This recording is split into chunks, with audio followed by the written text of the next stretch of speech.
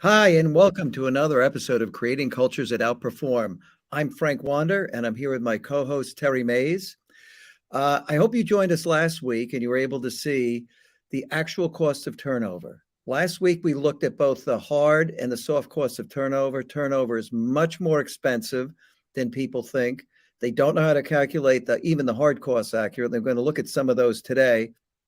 You'll be surprised. We'll look at two examples. We're going to look at a sales example, and we're going to look at an IT example.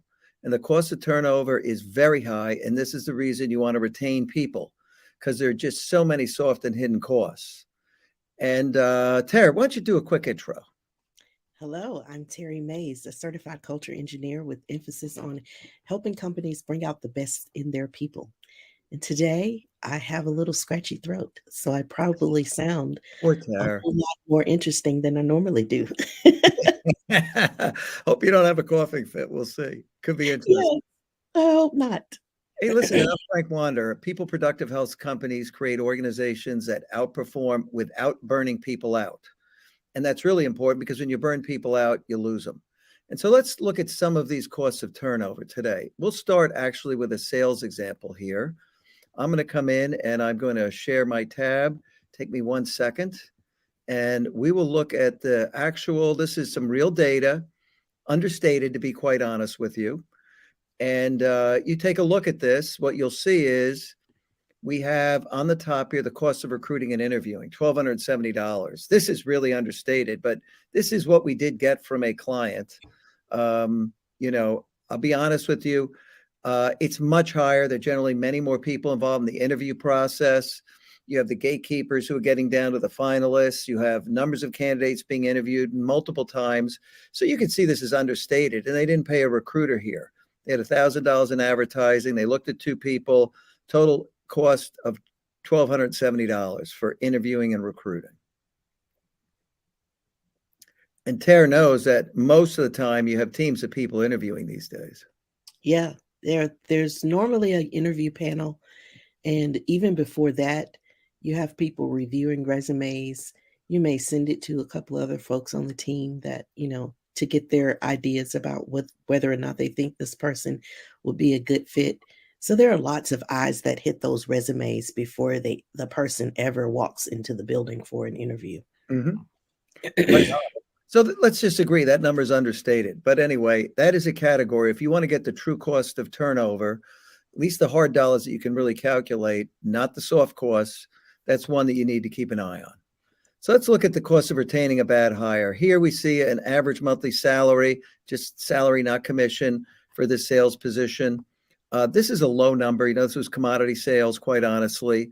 And we look at the fact that on average, they keep around this poor performer. It takes them 6 months before they actually decide to get rid of them. So 6 months forbearance or tolerance before they get rid of them. So there was $24,000 invested. Now let's look at the total, the next line, manager cost. So each one of these folks has got to go through onboarding. It takes a certain amount of time from the manager to help them get up to speed. In this particular case, it was estimated to be 8 hours at $50 an hour of the manager's time. So they're there for 6 months. That was $2,400. Administrative costs, cost of leads, phone, travel, benefits, estimated to be about $1,300 a month for this individual. So administrative costs total 6 months, $7,800. So the dollar value of average expected monthly sales of a good performer in the designated territory minus the dollar value of actual sales of territory of that terminated person. And here we come up with $17,000. So they're underperforming by half, really. So $34,000 is what's expected in this territory per month per person. They're getting on average 17. So, the firm here, by having that bad producer, has lost $102,000 in sales. Now let's look at the average number of months the position is vacant. On average, 1.5. So they lose another, they lose a $34,000 a month times a month and a half, $51,000. So that's what the vacancy costs them. And then you get the average number of months for replacement to reach full production. And that's called time to competency. People grossly underestimate or neglect this. It's really important. But, when you get the new person in 8 months to really get up to speed, and the average sales during that period is about 50%, starting off at zero and ramping its way up. So 8 months, $17,000 lost per month, 136,000. So that cost totals 323,000. Yet in the recruiting, 324,470. You could see how big these numbers can get very quickly, which is why every company should know its hiring formula. You should know what a winning producer is, and you should be able to hire for that. Very few companies have the ability to do that. You got to turn it into science. Tara, what do you think? I think too, it doesn't even consider the fact that you've got to put extra weight and pressure on the people that are left behind when you've got this bad hire. So Yeah, somebody has to pick up the slack. You've got other people that have to take on more work, or as you're bringing the new person up to speed, you've got people that are reaching in to help the person come up yeah. to speed.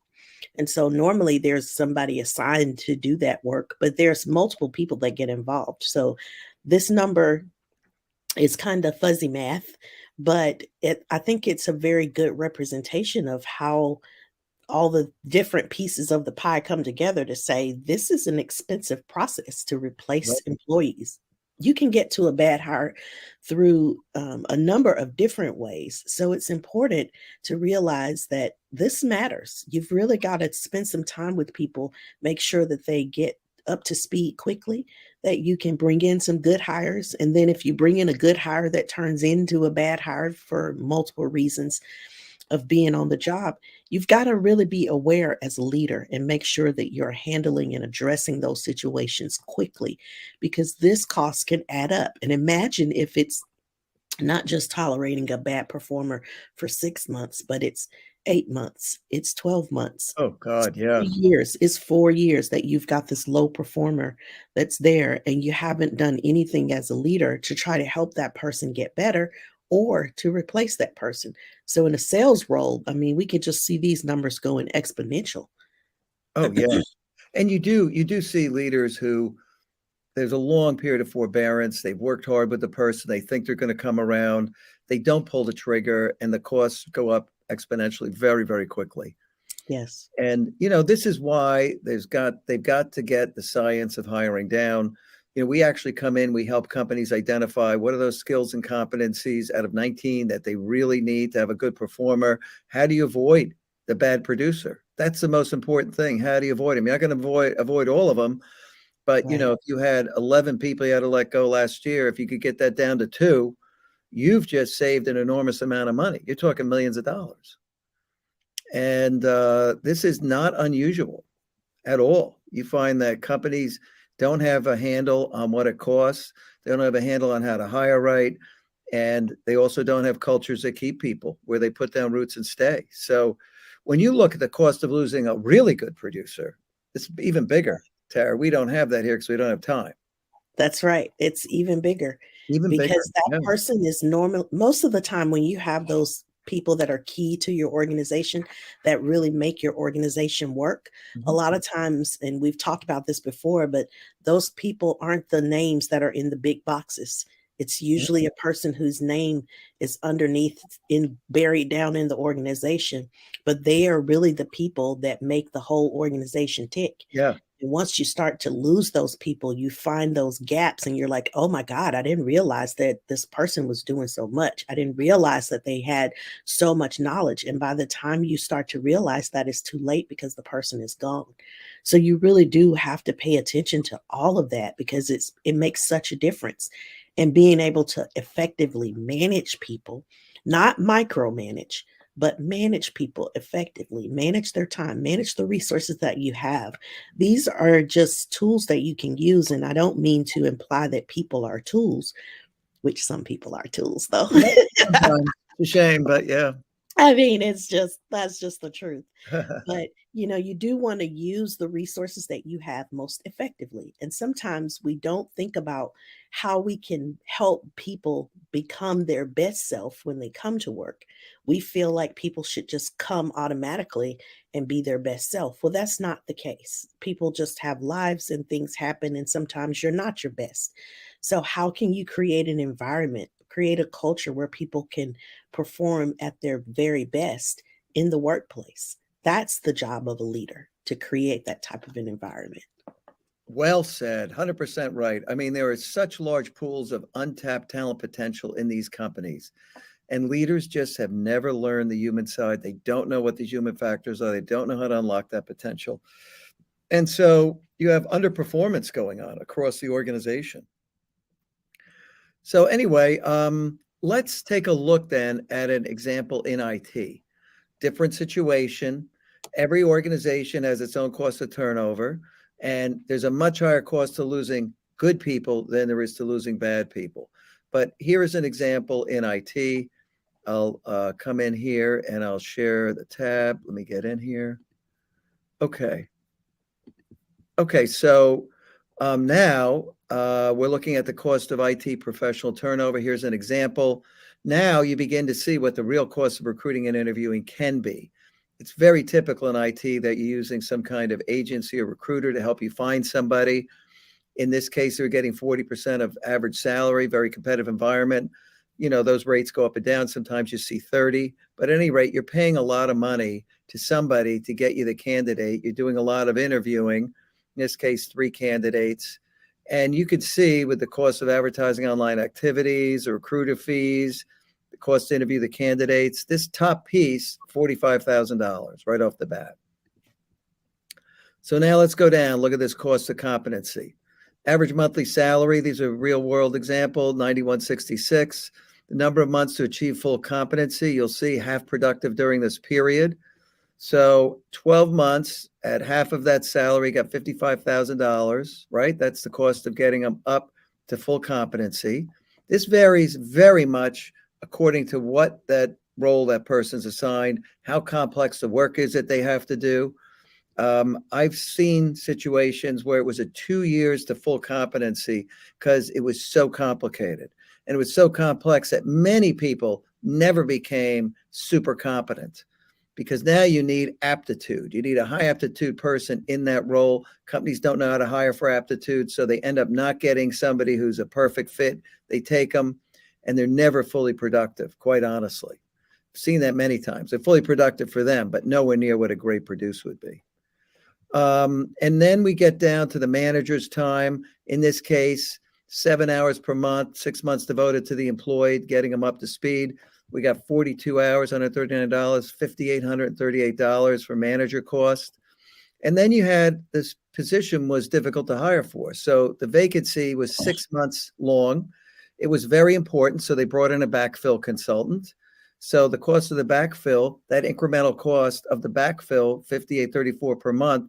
So we're looking at $35,000 in backfill cost. And mind you, there's a time to competency here. So this person's also going up a learning curve. That's throwaway money. You're training them and they're going to be replaced by a full-timer who's going to go through that learning curve again. So this cost of competency was $95,838. Total cost of turnover, $149,667. Terry, super familiar with IT and IT turnover. What are your thoughts, Tara? Yeah, again, this is a very low salary that ends up being exponential in cost, right? So the more time that you spend tolerating this person that's really just not doing a good job, they're not the right fit. All of that time is just money that you cannot get back, and it's impacting your bottom line. So as a leader, you have to pay attention to that. And then when you start considering some of these really advanced technical skills that people have, Yeah. their specialized skills, that number just grows and grows and grows, because it's even harder to find a replacement, and it takes even longer periods of time to backfill that person. And sometimes you can't even find a temporary person to do it, No. because the job is so complex, or the skill set is so specialized.